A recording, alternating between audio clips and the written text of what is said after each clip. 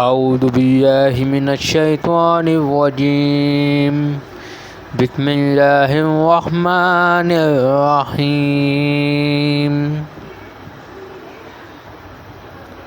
حضرت حاجرہ علیہ السلام حضرت ابراہیم علیہ السلام کی بیوی اور حضرت اسماعیل علیہ السلام کی والدہ ہیں۔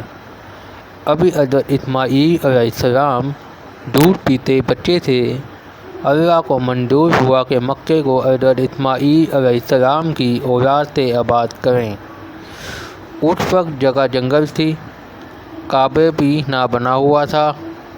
اللہ تعالیٰ نے حضرت ابراہیم علیہ السلام کو حکم دیا کہ حضرت اسماعیل علیہ السلام اور ان کی والدہ کو منی کے میدان میں چھوڑ دو، ہم ان کے نگہبان ہیں۔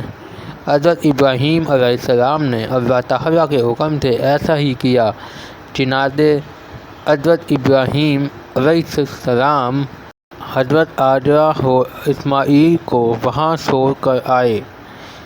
جب دونوں ماں بیٹے کو پیاس لگی اور پانی نہ ملا تو حضرت حاجرہ علیہ السلام نے صفا اور مروہ دونوں پہاڑوں پر 7 چکر لگائے۔ اس کے بعد ایک فرشتہ آیا اور اس فرشتے نے اللہ تعالیٰ کے حکم سے اپنا بائیں بازو زمین پر مارا، جس سے آب زمزم کا پانی نکل آیا، جس کی دونوں ماں بیٹوں نے پانی پی کر اللہ کا شکر ادا کیا۔ پانی دیکھ کر دور سے ایک قافلہ آیا، جب پانی دیکھا تو ٹھہر گئے اور یہیں برس پڑے۔ حضرت اسماعیل علیہ السلام کی شادی بھی کچھ عرصے کے بعد وہیں ہو گئی۔